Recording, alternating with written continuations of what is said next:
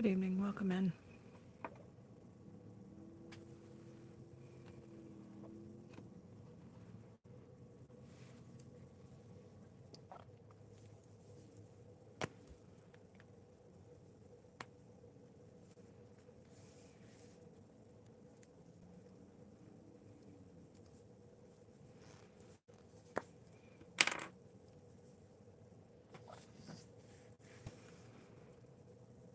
If you were here for the last live, we used one of the gansai tambi colors called shadow green.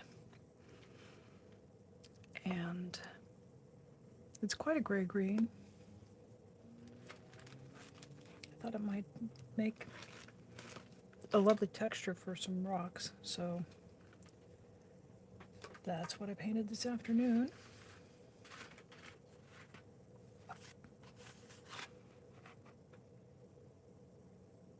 There's a swatch of it. Hey, Dan.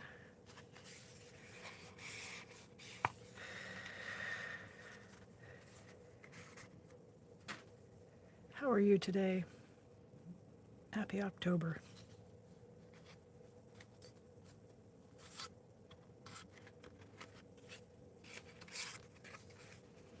I'm working with this new color called shadow green.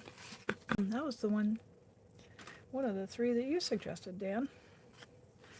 And here it is with some permanent rose wash, which is really close to rose madder.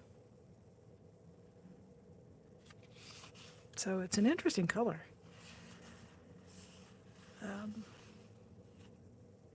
I like it. So I made a painting with it. Thank you. I'm glad you were able to catch it. It seemed to take a long time to process, so once it's done processing, the picture quality is a little bit better. So I hope it wasn't too rough to look at there.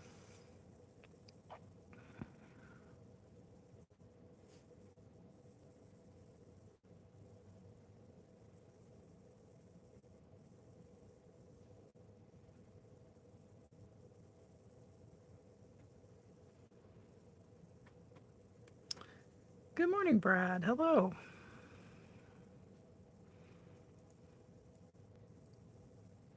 Have you had your morning cup of tea yet? Still working on that. It's pretty early there, actually. If I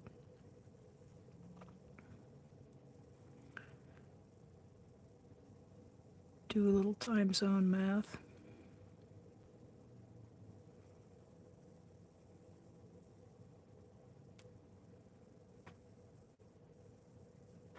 Nice.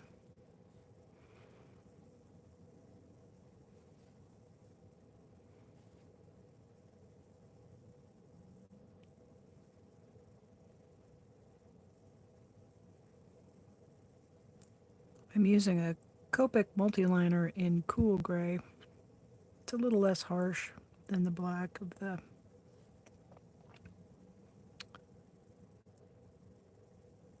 micron markers that I usually use.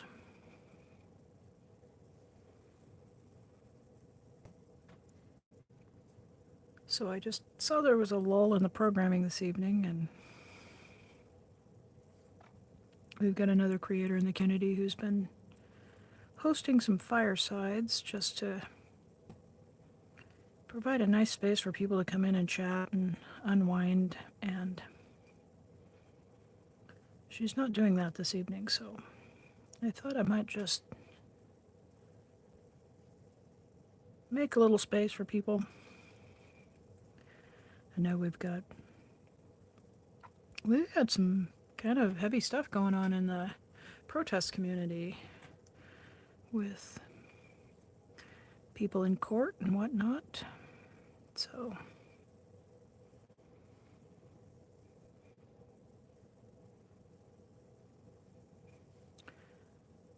seemed like as good a time as any to do a little mindfulness art.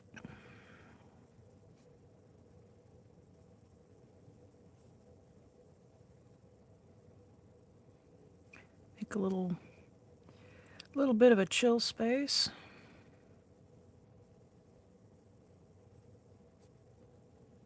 So,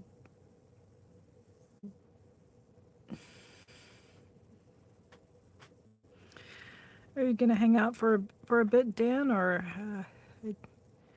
I hate to keep anybody from a good night's sleep there.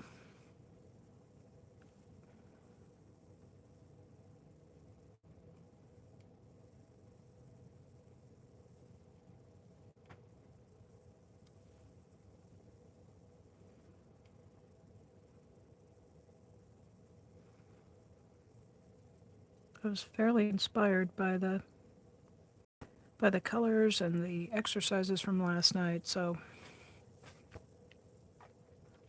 when inspiration strikes, I find it's a good practice to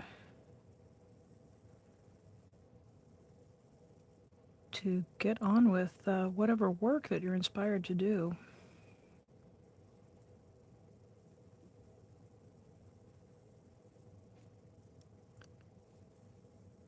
And the other task I had was to prepare some more watercolor paper squares for the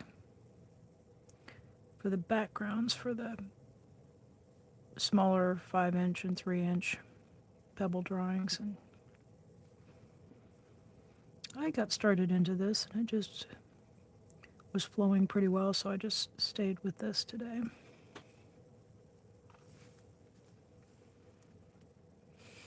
Okay. Well, Dan, I got a big stack of paper and a lot of paint, so prioritizing some good sleep is, I think that's all right. I think it's a pretty good thing.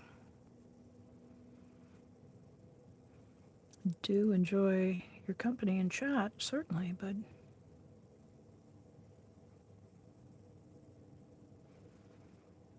if do here, so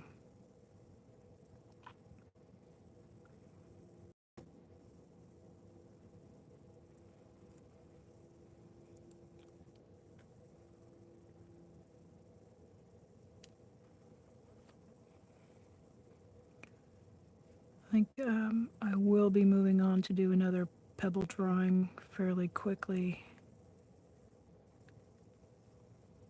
So this one is coming together pretty fast. And then after I get these pebbles lined in, I'm going to probably paint a few of them with a variety of neutral colored watercolor wash. And then my next step will be to put a very dilute wash of a blue, and I haven't quite decided which blue. I might go with that ultramarine pale if I can get it diluted thinly enough. I don't want anything with any opacity, and I will line around each of the rocks again and then put a wash over these background area. And if you might notice they look a little bit olive green. They're quite bright, but I know that once that wash goes on, it'll tone those colors down a bit. So at this stage, they're actually a little brighter than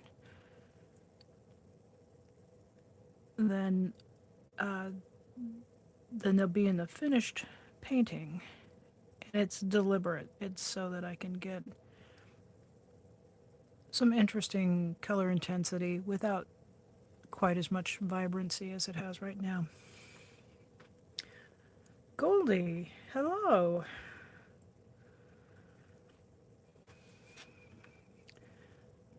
This yellow is yellowy green, is a mixture of Prussian blue and gamboge. I'm working with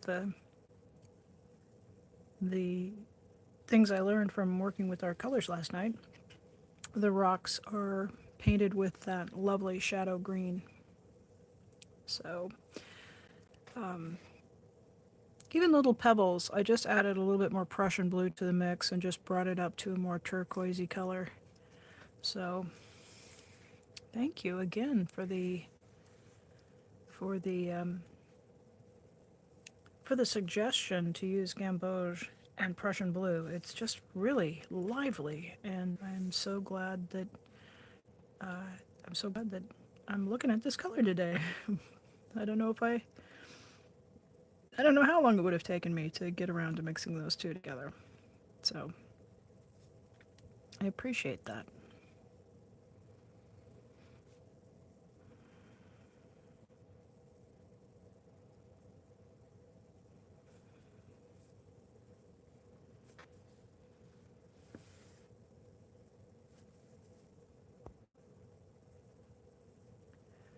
Thank you, Brad. I appreciate that.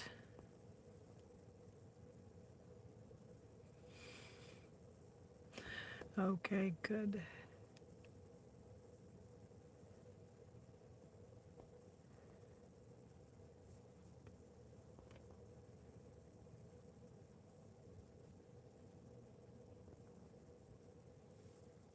Thank you, Dan.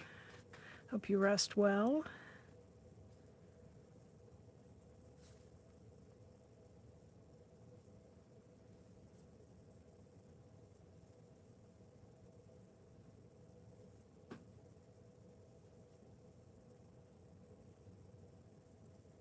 So, Steph, how was your day today? It's good to see you.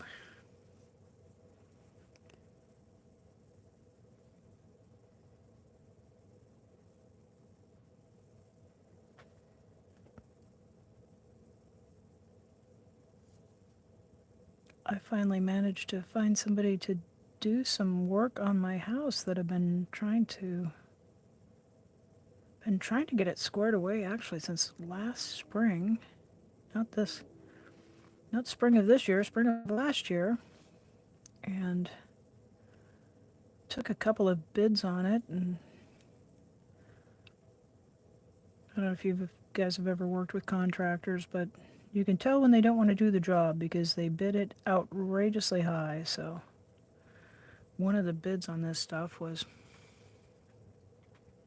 over $15,000, which was, it made me say words I'm not going to say right here. It was just wholly unreasonable. And I had a new neighbor move in on the street, and he's a retired contractor who does odd jobs, and he bid the job for $1,800. So that was pretty close to 10% of what that outrageous bid was. So I'm quite happy about that. And he bid the job last weekend, and he's going to start doing the work tomorrow. So that's even better because sometimes I've found you'll get a bid and you'll say, all right, go ahead and do the work. And they'll say, okay, we can schedule let's see, we've got something available on the 12th of February.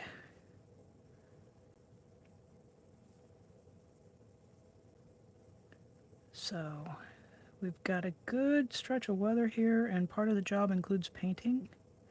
So I'm quite glad that he was able to get to it because we're October in Oregon, and blustery storms and quite a bit of rain, which makes the painting more complicated. I mean, impossible.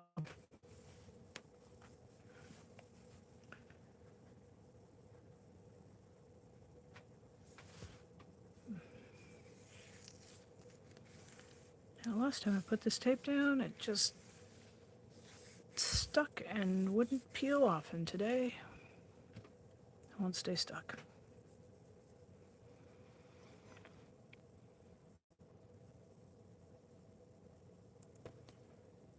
But I suppose if that's the most troubling thing I face today, I'm doing okay.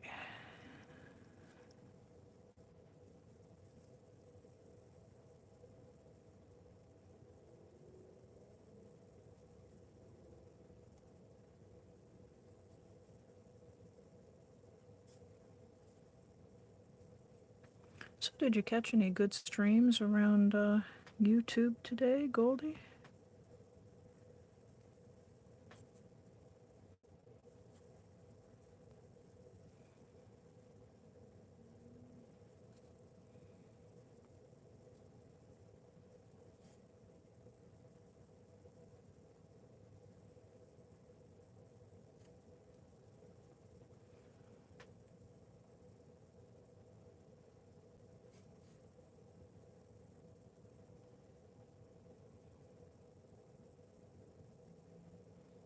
I really like how this pen works, and I have this vague recollection that Copic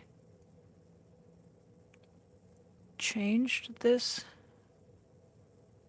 marker in some way, or they discontinued it, but the point on it is really precise.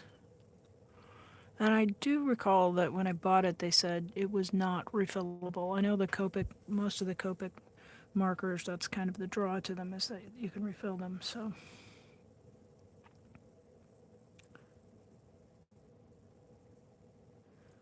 I glanced at the case of Copic markers a couple times and I didn't see anything quite like this. So rather than, sometimes when you know you're going to get a negative response and I just went full ostrich mode and went la la la. I'm not going to ask if they carry these, because if the answer is no, then I'll just be bummed every time. So I'm going to blithely go on using it until it's exhausted, and then I will make a big mess attempting to fill it with some sort of ink. And the thing that's kind of cool about the multiliner in Copic is that it's also Copic proof. So it's pigment ink, it's waterproof, and it's Copic proof. So you can use markers over it without getting your lines all blurry. So not quite sure how they managed to do that, but that's pretty cool.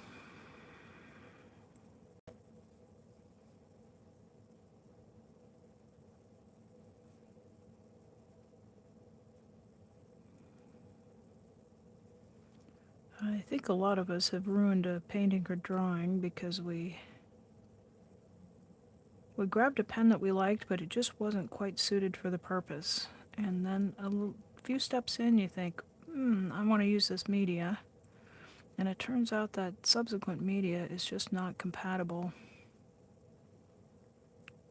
And the next thing you know, you got a big, fuzzy, blurry disaster on your hands, and it can be really disheartening.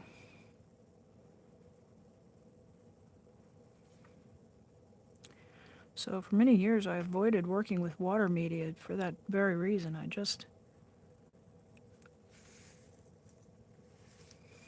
want to say I was working a little more sloppily. I don't think I had the skill to really work as carefully as I could have.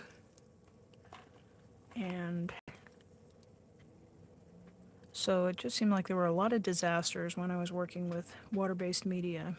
And I did fair amount of screen printing, which is, once you've got that layer down, it doesn't go anywhere.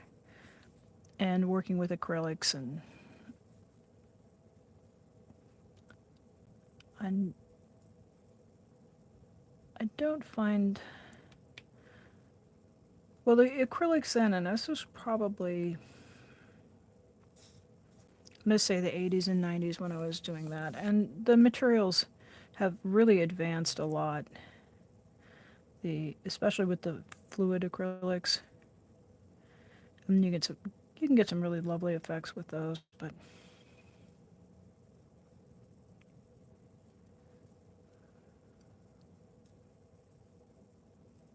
right now I'm really just enjoying working with the watercolor type medium. Right? Making banana bread.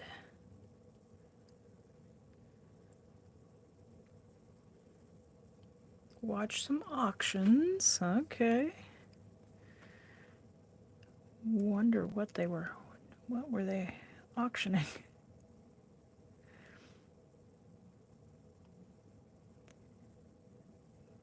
My guilty pleasure is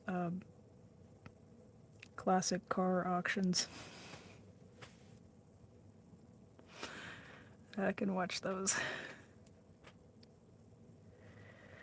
And I also love things like Antiques Roadshow. I love cool old stuff. And I really enjoy hearing the stories of how people came across their treasures. And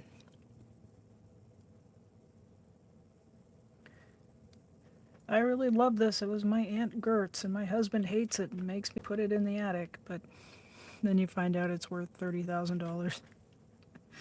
And it gets to come downstairs.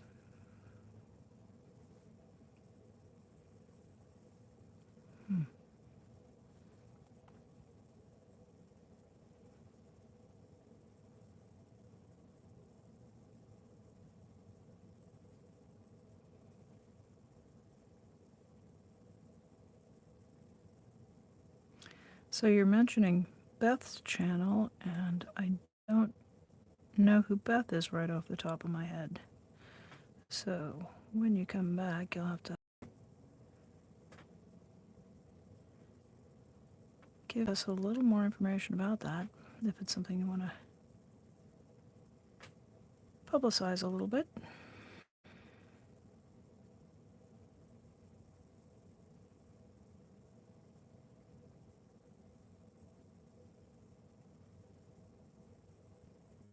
So for Replay Crew, Goldie says that she is going to be making banana bread, and that sounds really delicious.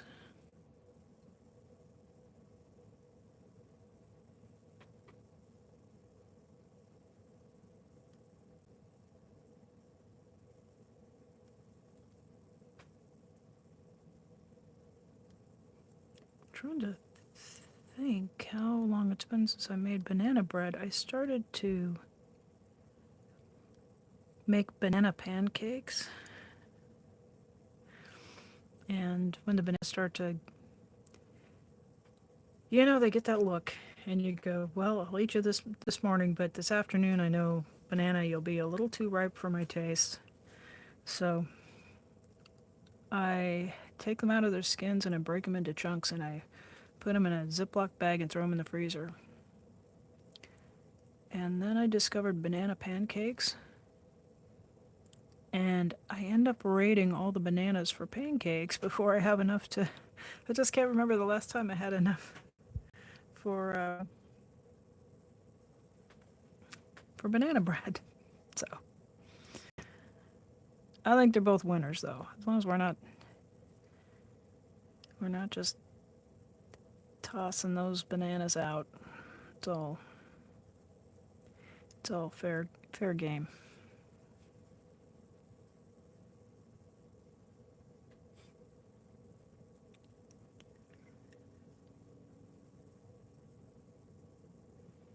Old books.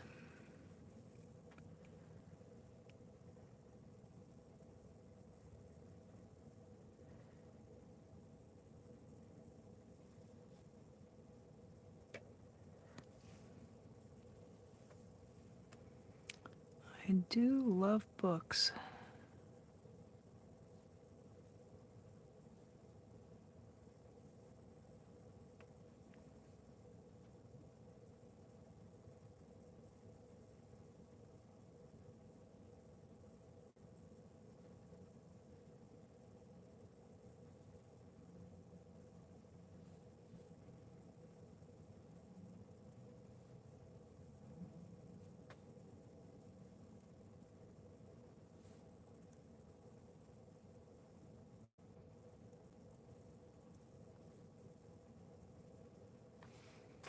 So,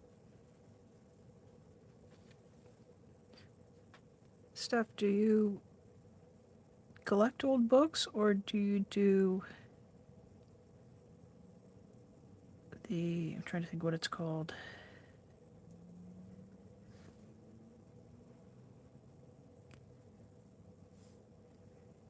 Do you do the art where old books are repurposed into new art?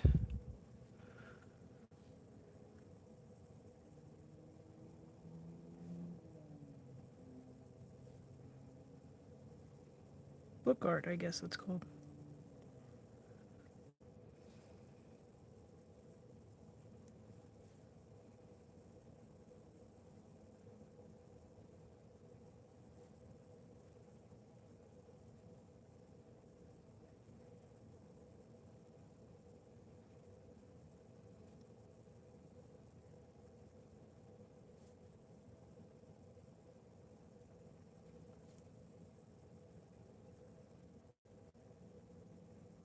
I've watched a couple videos of people who take old books apart and then make new things out of them. And that part where they take the pages out of the binding, it's just um, it's a little hard for me to watch, I admit.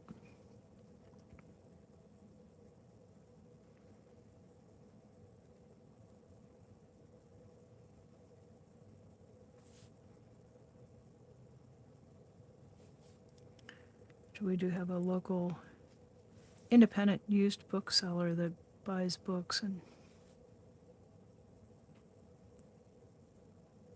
they put books that were, if somebody brings in books to sell and they don't want to take them back home with them and they're not good enough quality, or there's something, they're too beat up or they're too outdated to sell, this bookstore has a big box out front, and it's basically a place where the books are free right there, and if you have a use for them, you can help yourself. So I'm really fond of anything that's got any Art Nouveau type motifs in the binding or the frontispiece pages, so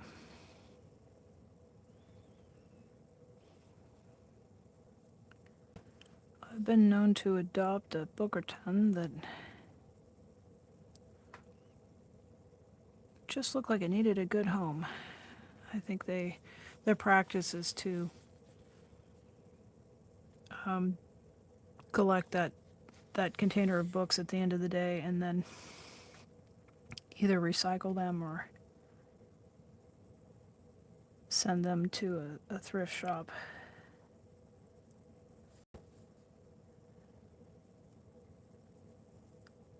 But their books are sitting there, and it just looks like, they're the lost, sad puppies of old books. And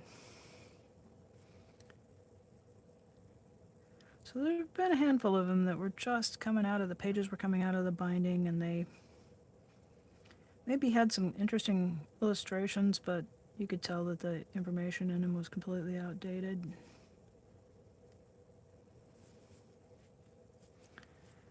And so I'll take the papers out and use them in collage or for just little whatsits that go on the front of a greeting card.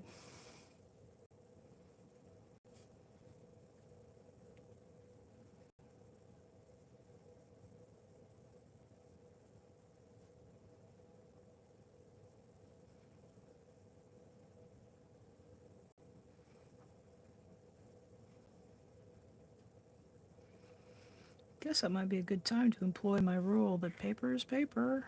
It's just paper. Take it, use it, put it to use. Keep it out of the landfills.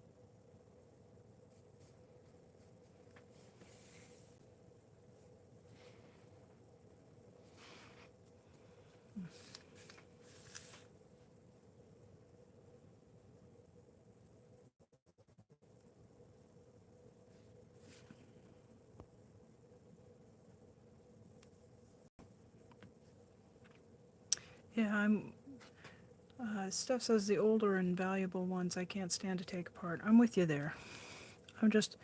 I will hang on to books that are pretty tattered, even if I'm just like, well, it's a first edition of Somerset Maugham's The Razor's Edge. it's, it's missing a corner on the front board, but oh, that eventually it could become the best quality first edition of that of that book, and I love the story. So,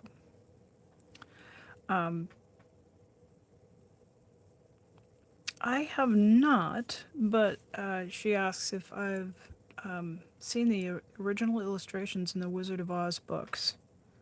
I've seen reproductions of some of them, but I have a copy of the Mother Goose tales that are illustrated by Maxfield Parrish. So, and I love Maxfield Parrish. His line drawings are wonderfully expressive, but I especially love his illustrations. That Maxfield Parrish blue sky, right?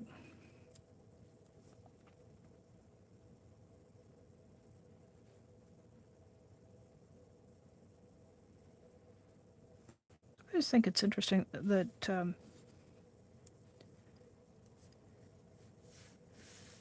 I don't do too much work in an Art Nouveau style. I sometimes think, or I wonder, how that is that we can have a favorite that's something that's so very different from our own work.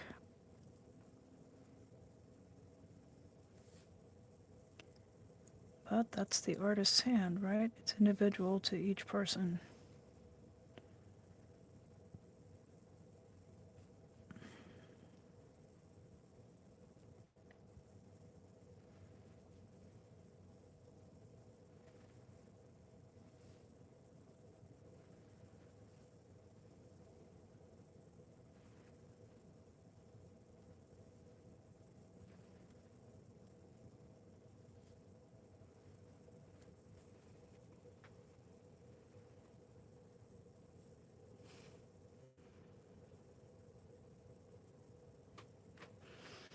Right. Well, I can sketch a cyclamen and a whiplash line, but my style tends to be more graphic, verging on a cartoon sort of a rendering. And there's a naturalism to the Art Nouveau that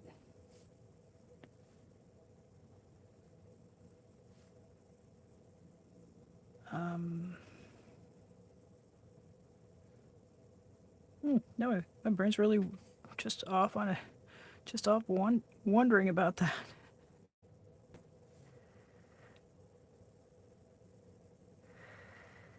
Maybe we will have to try and see where it gets us.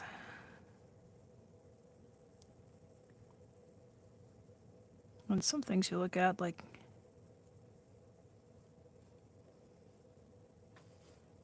a Michelangelo sculpture, and I would never have the hubris to try that. It's extraordinary.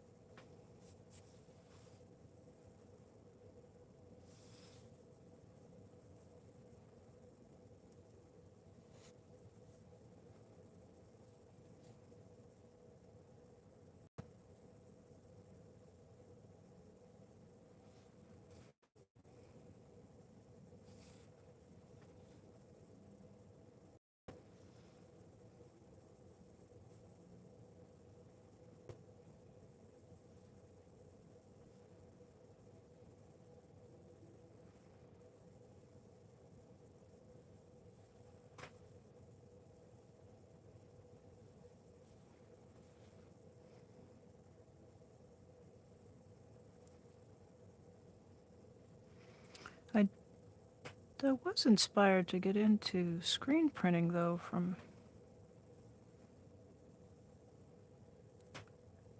studying artists like Andy Warhol and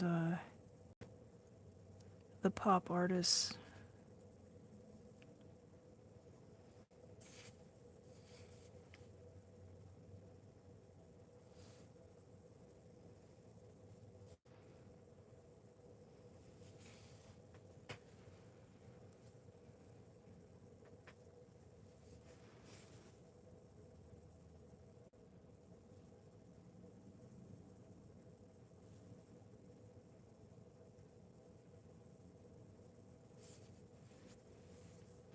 Big Chief, hello. How goes it? What are you up to?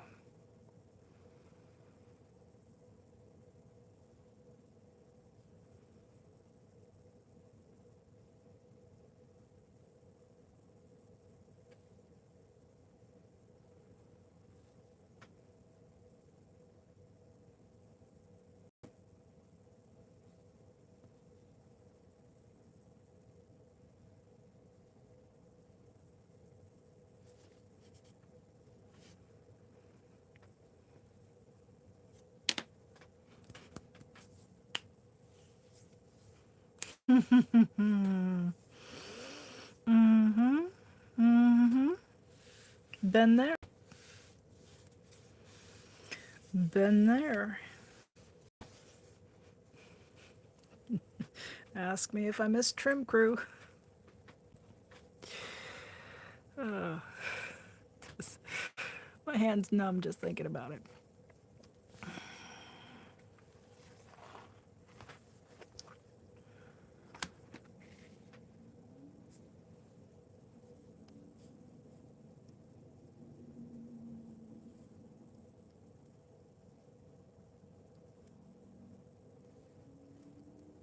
I miss the smell, though. I love that smell, and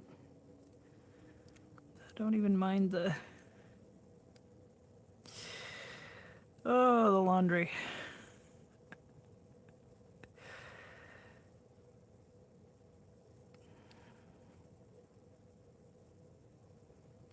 Nothing quite like that whole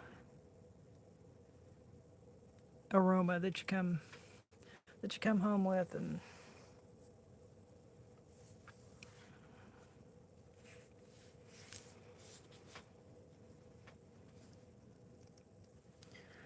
I guess at this point you're probably not. Right. We're not quite to Trim Crew yet. We're still just taking the big leaves off the plants. So.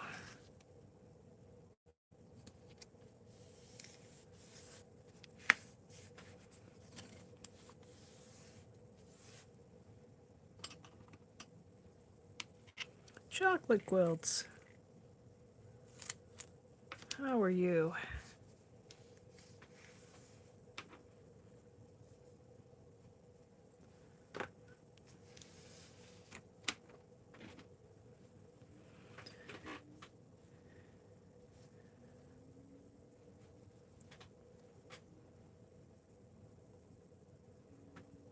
Yeah, I decided to follow up our explorations last night with the shadow green. So I painted the big rocks in that shadow green that we used in the pick 3 last night, and then mixed up a bit of yellow using the gamboge and the Prussian blue for these little rocks, and then added in just a bit more blue for the turquoisey teal ones. So I'm just really enjoying the kind of the lessons that I took from the exercises of last night. It's a bit of a luxury to actually be able to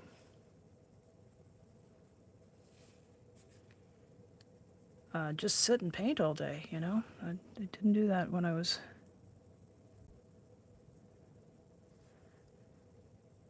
at a point in my life where I had to work. Now that I don't have to work all the time, um, it gets kind of tempting just to not be productive. So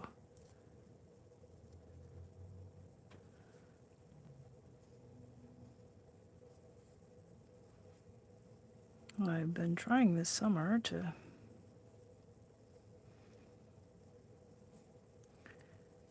not necessarily be productive, but to be active each day and to try to engage. It can be a challenge as we move through life to just stay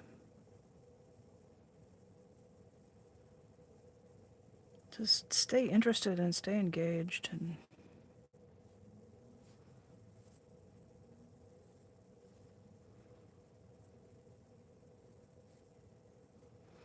I hope my vocal pauses aren't overly annoying. I know when I watch these back, I'm like, can't you just finish a sentence? Um, it takes a fair amount of concentration. And for me, the creative stuff I'm doing here is a really different mental demand than speech reduction, I guess. Probably a simpler way to explain it, but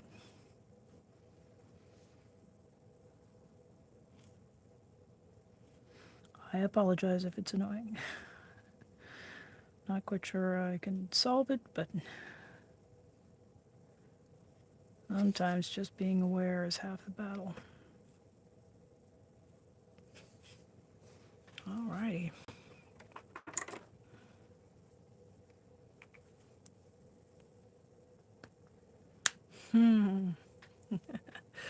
Chocolate Quilt says, I'm gonna make her start her own fun watercolor party. Good. Good. That is,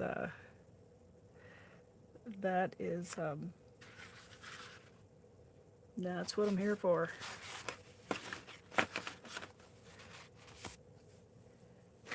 Find a little space on the palette. I'm gonna take a deep breath and lay that wash in. I'm really... Sometimes at this intermediate stage, I'm just cringing at it and thinking, I'm never going to turn this around, but I really like this one. And sometimes when you really like a piece at its various stages, it's a little bit hard to take that next step. I'm going to mix up some paint and let's see what we can do.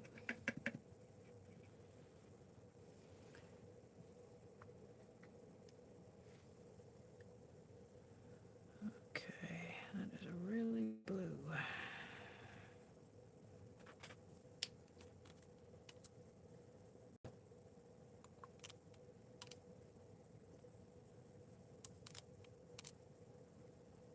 So, do I want to put in...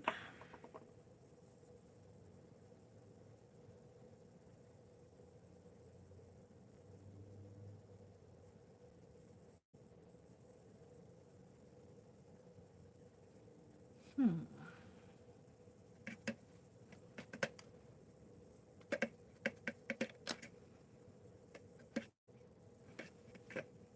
think we'll go with just a little bit of this yellow.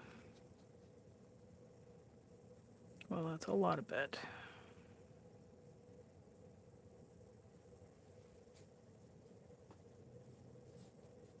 Okay.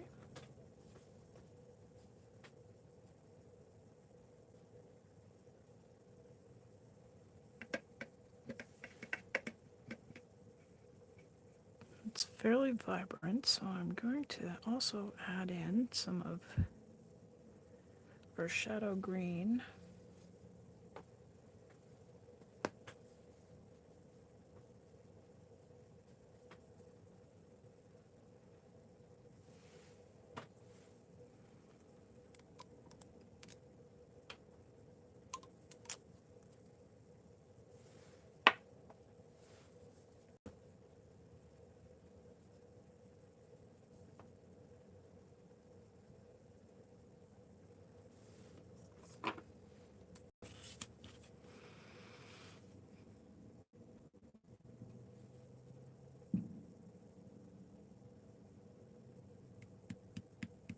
Too green.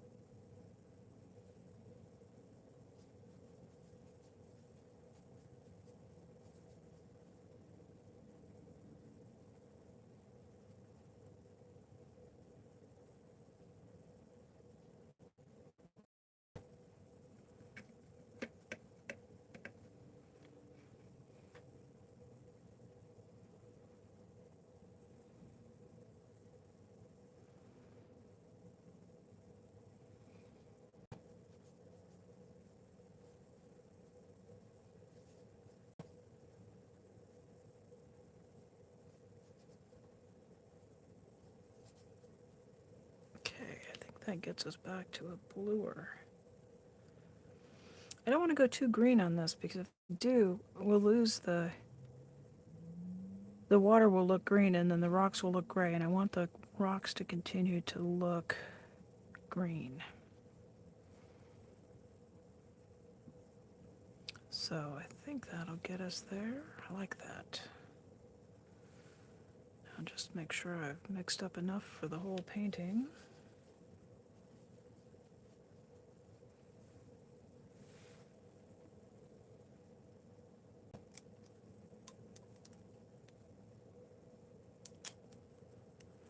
Nothing more frustrating than getting 75% of your painting done and then not having quite enough paint to get that last corner, especially when you're mixing two or three colors in and it's never quite the same. You just kind of need to mix it all ahead of time.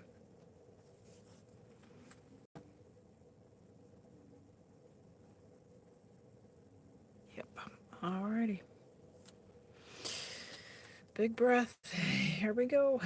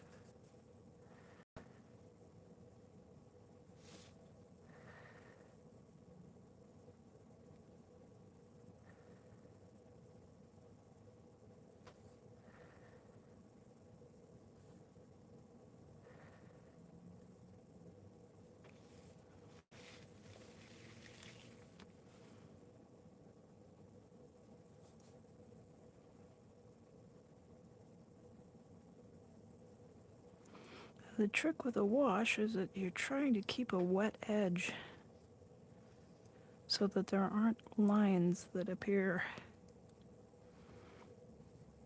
especially when you're going for a water effect.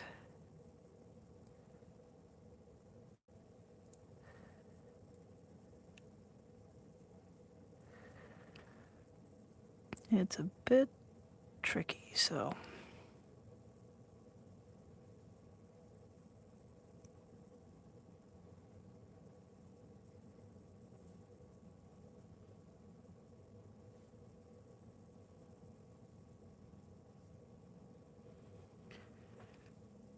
I've managed to get things a little bit dried out up in here.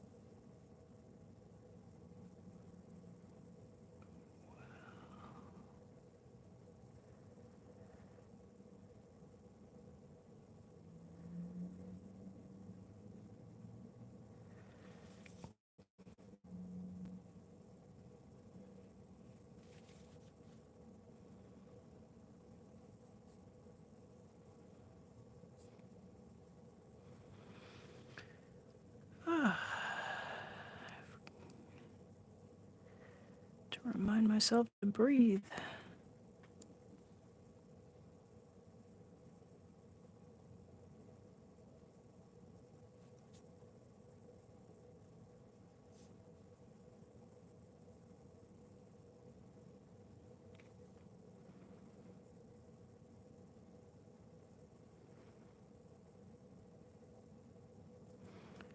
There we go.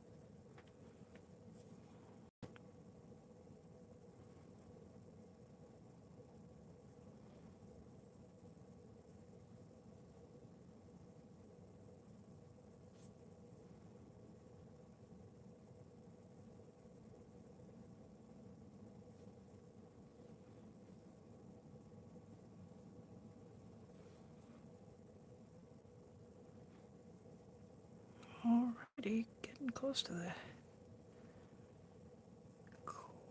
the last bit of it.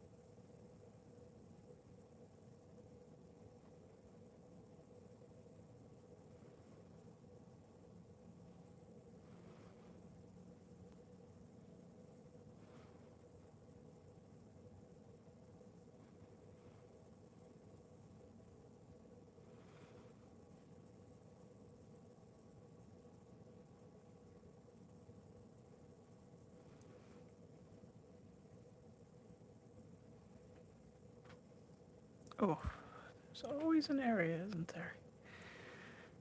Where's a spot?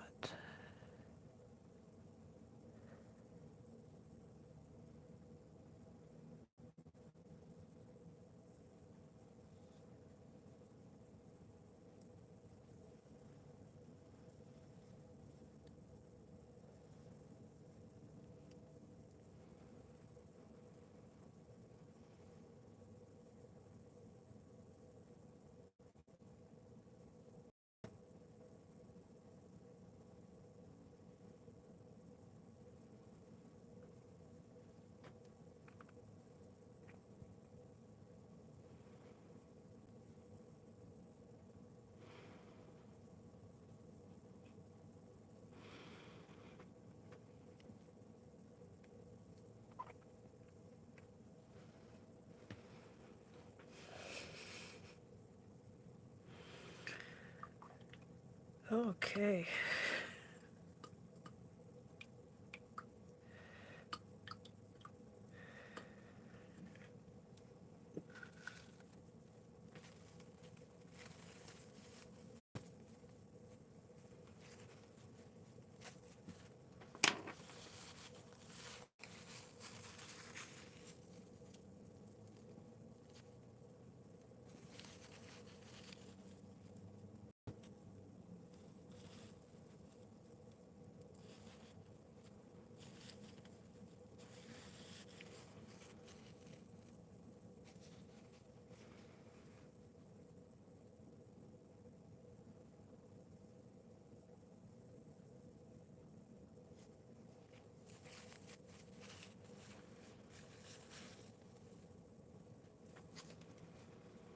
And now we come to the part that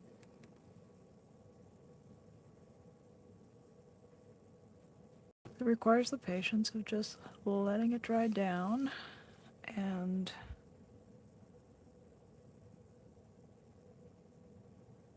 really can't really make any assessments until we see it dry, but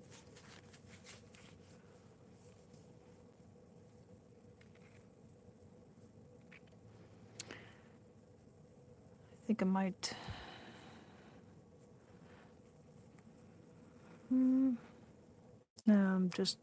I'm maybe picking nits, but see just a little area that I would have liked to have that corner of that rock a little bit more underwater, but I think once it dries down I'll probably be more satisfied with it. I don't know if you guys could tell, there was somewhere in here is a bit of cat hair that I was just trying to I was just hoping it wasn't going to drag and take itself right straight across one of those rocks. I couldn't get a hold of it and get it over to the edge. And it was giving me a hard time there, but okay. How we doing on time? Looks like we're sitting at about an hour, so how about we outline if I can find a background that's good to go. I've been sitting on this one for a while, not sure what to do with it. Maybe we'll tackle this. I'll just set this aside for that wash to dry down.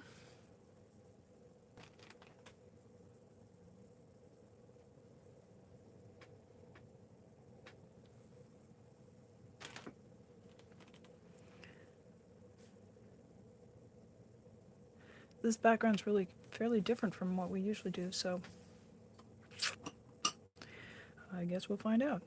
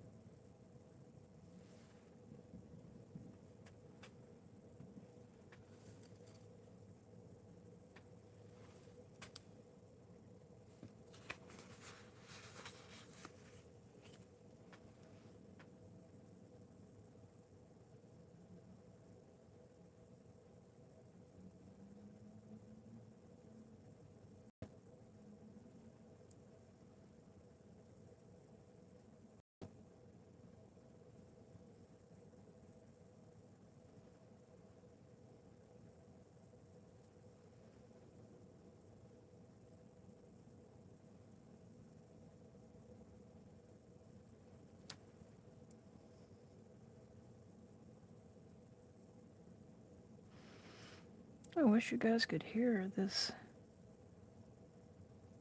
train that I can hear. I'm several miles away from train tracks, but sometimes on a quiet night, if the wind is right, I can hear the train whistle as it goes through the crossings, and I can hear the rumble. It sounds like a big freight train.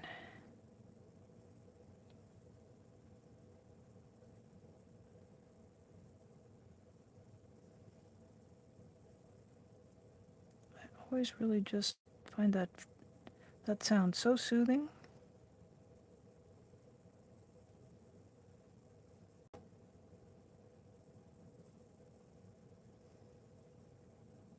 I grew up in a house that was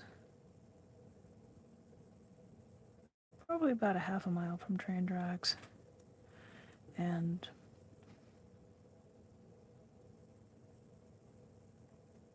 many a night I fell asleep to the sound of the train. I can remember wondering about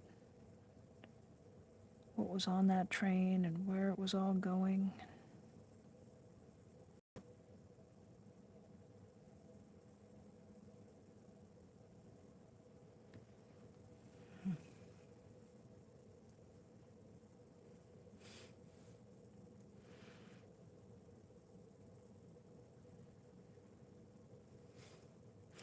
Oh dear. Do you live near a commuter line? Or it must be busy if it's going through enough to make you annoyed.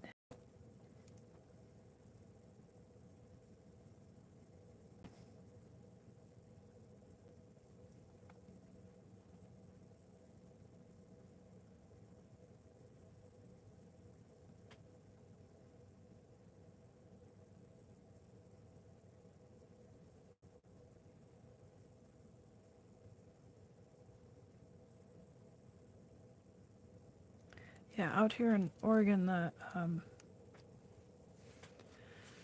the freight train leases the line to Amtrak, so and there's not that many Amtrak runs, and really not that many freight runs anymore. So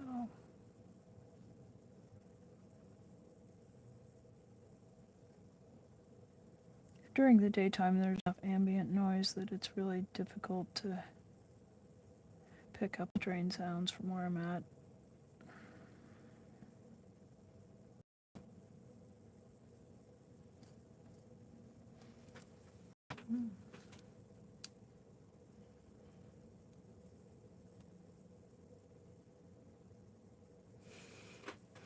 So you have chickens. How many in your flock?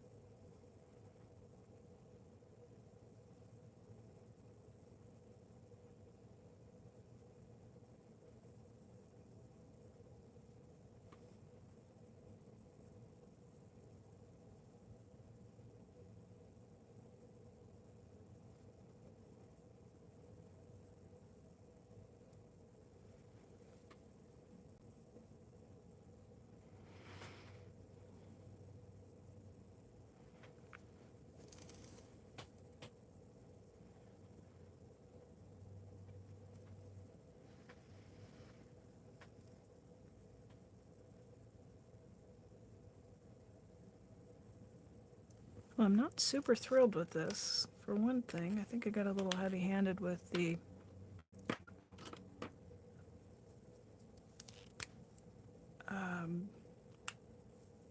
gel-based media stick I was using, and it tends to resist the pen a little bit, and so it doesn't want to take the ink very well. But they can't all be fantastically easy.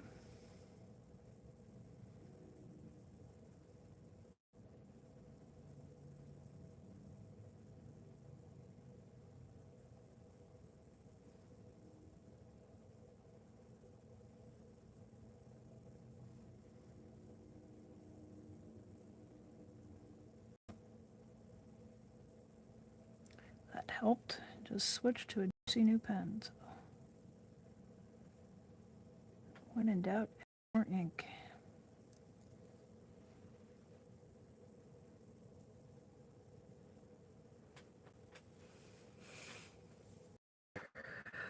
Goldie has 30 of yours, your sisters, and your Grams. That's a good sized flock. Goodness sakes. I bet there's times of the year where you're up to your ears in eggs.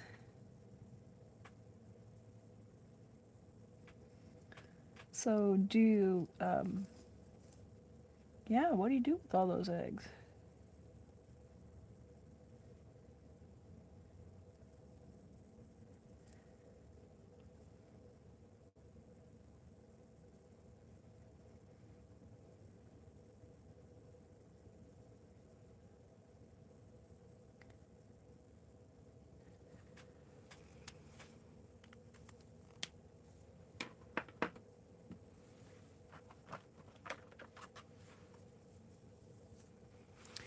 You know what happens? 2 pens and then I break out the Sharpie. That Sharpie, that'll work on anything.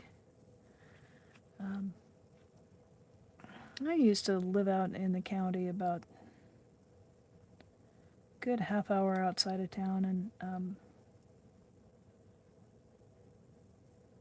I passed numerous little farm stands. So I could get honey and eggs, flowers, and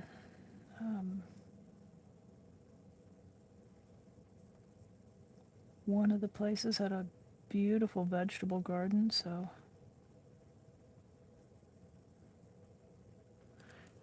they would charge for things like tomatoes, but there would always be just like boxes of zucchini that were just like free. Please take zucchini. Please take some for your neighbors.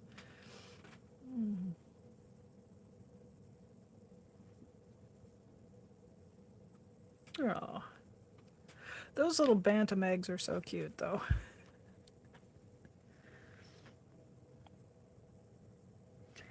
I had a friend who she liked unusual animals, and she kept all sorts of things. Your basic horses, dogs, and cats, and then sheep, but she was a hand spinner, so her flock of sheep included just, when you looked out in the field, they just looked ragtag, but at shearing time, when you got those different fleeces, oh my goodness. And then when it came to chickens, she liked to have a variety of egg colors, so she had Aracanas, and I don't know, there were these beautiful blue-green eggs, and all different shades of brown, from a beautiful russet with these speckles on it, and it all tastes like a chicken egg. There wasn't any taste difference, but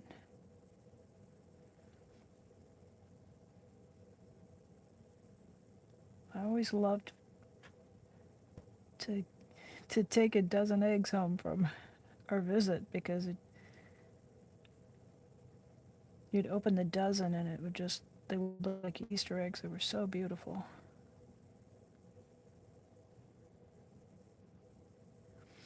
And of course, like, you look out on the flock of chickens, and there's like, she didn't have like one of each kind. She had like a couple of these and a couple of those, but it was definitely a mixed crew of chickens.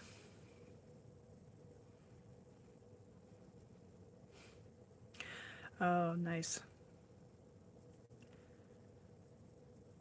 Steph says she has some beautiful green eggs and brown, and they haven't laid in 2 months.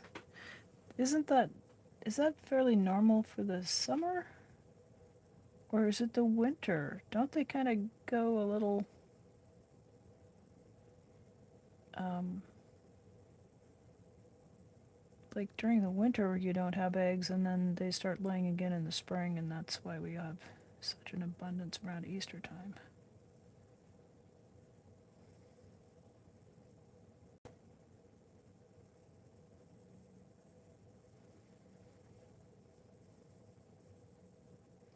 Yeah, my friend was she was just a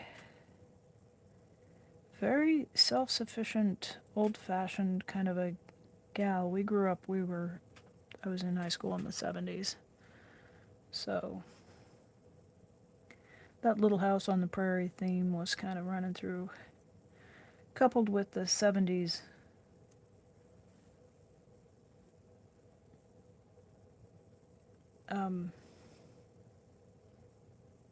Earth Mama hippie, in the sense of, not in the sense of hallucinogens and wild parties, but in the sense of that sort of do-it-yourself aesthetic.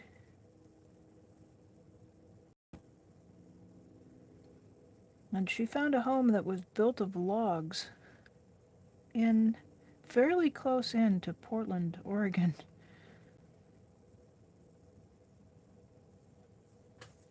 And she was just living her little house on the prairie dream there.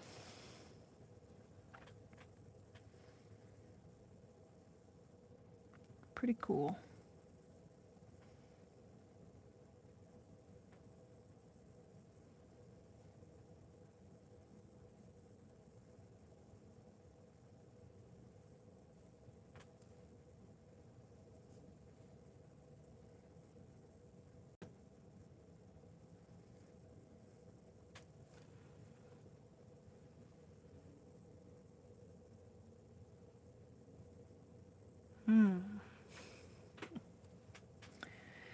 Yeah,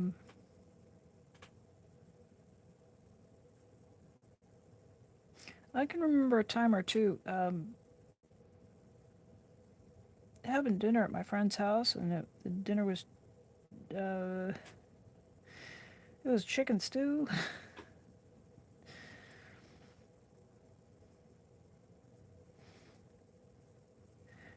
She would tell them, you're gonna be chicken stew if you don't get to lay in some eggs." And I would never have the heart for it. My chickens would just all, like, live whatever. It's like I'm feeding 50 chickens and there's not there's 3 eggs between them, and they're all, you know, whatever. I don't know how old chickens get, but 6 or 7, they get. She was like, "Nope, this is a working homestead. They're gonna work one way or the other."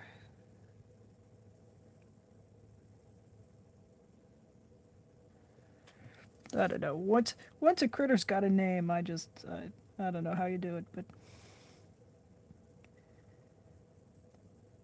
we certainly we certainly have had animal husbandry as part of how we survived as a species, I guess. So don't quite know when people were allowed to be squeamish about it like I am, but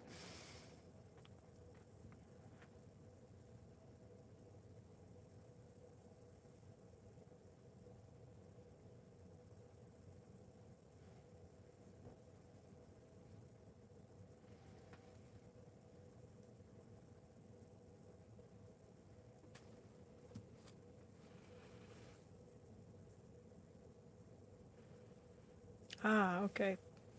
12 to 15 years.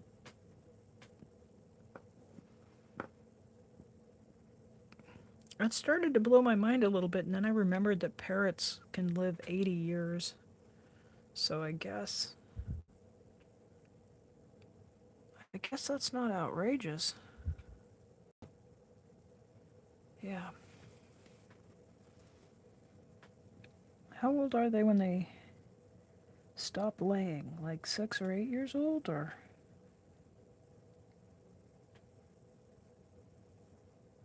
Hard to imagine a 10-year-old chicken giving you an egg or two a week, but maybe.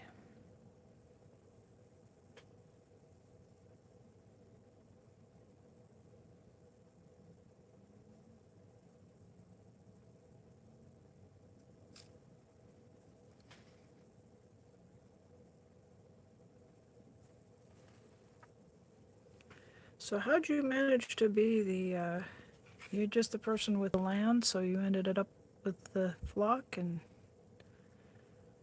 you keeping chicken for city dwellers, or?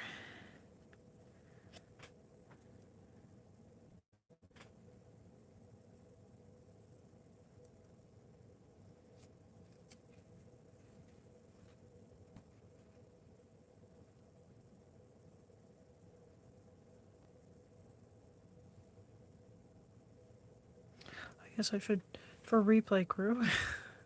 uh, Steph says she's got 30 chickens. Oh, I guess I did read that. Yeah.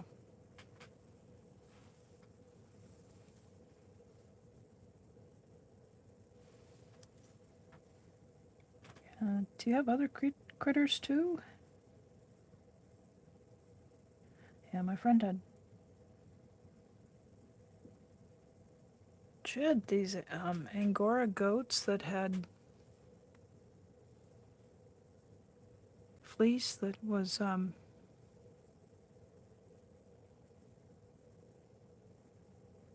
almost everything that she had was some sort of a like a like an animal that did two things. It was beautiful and it had some purpose. Like her sheep were all wool sheep, and the horses they used uh, for camping and trail riding, and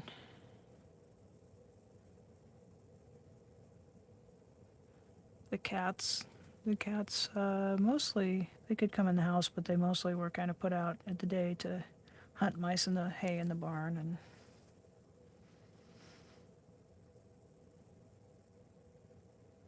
and say not a llama. She had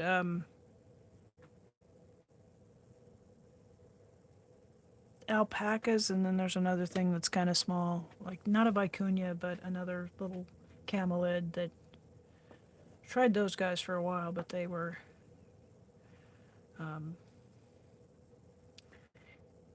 they kind of had some temperament problems in with the other farm inhabitants, and they were good with the sheep, but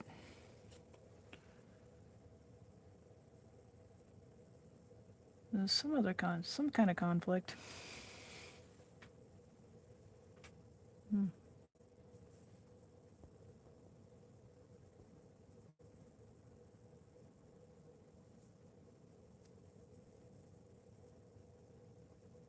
Oh, nice. Your grandparents' farm.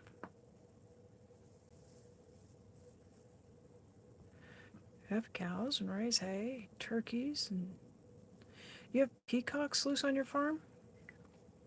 I'm sorry? Good grief, they're loud. They scream. They're beautiful, but boy, they scream.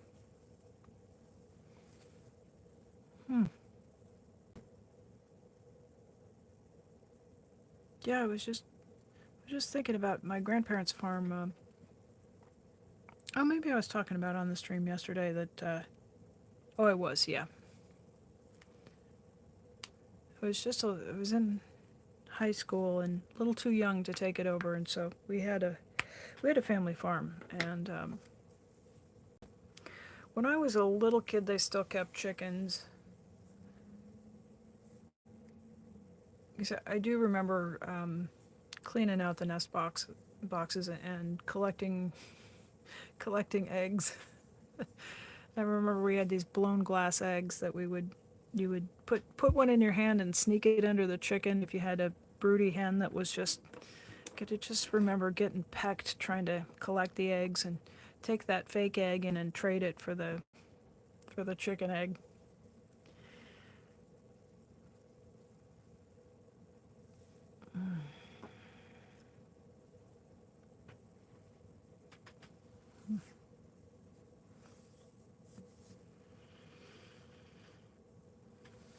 Alrighty, guys.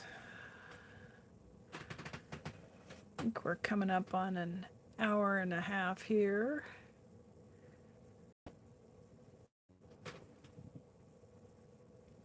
So let's take a look and see how that's dried down a bit. It's still a little... Oh, it's pretty dry.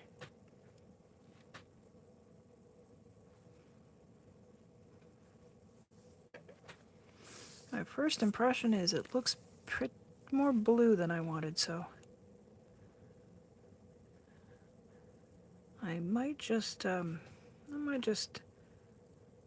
live with it for a bit. Take a look at it tomorrow in the daylight. It's nighttime here, so we're just got actually I've got halogen, LED, and incandescent on it, so.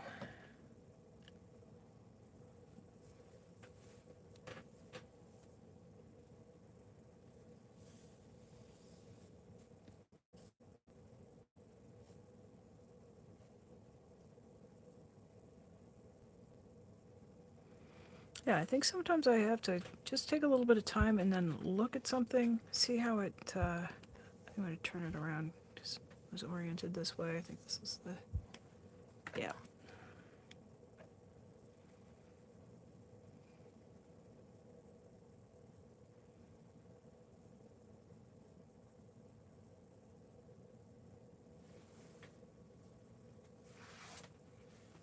We can just do a quick side-by-side comparison to the one that I did the other day with the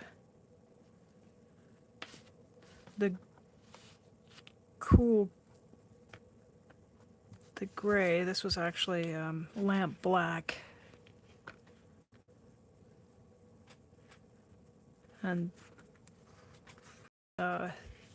yeah, these definitely look green in comparison. Now I'm thinking maybe I'll do a set of 4 and do like the, I always like those classic 4 seasons compositions. So maybe I will do that. We shall see.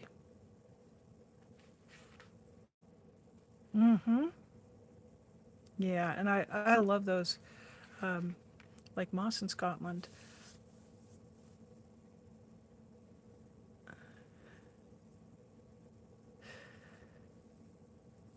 I love those chartreuse greens and that cool gray green of lichens and anything that's that sort of colors I just find very, very appealing. Alrighty, well,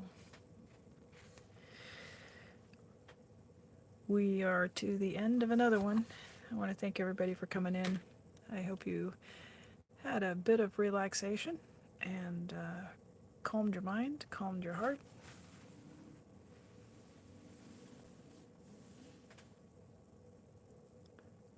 I'm going to encourage you to find a little time, make a little time, make a little art, even if it's just a doodle, even if it's just a piece of paper and a pencil or a pen. Just give yourself 10 minutes and spend some time making a little bit of art. And if you haven't already, appreciate it if you'd hit that like button. And thank you again, everybody. Thanks for coming in. And we'll see you on the next live stream. Take care. Be kind to yourself. Bye for now.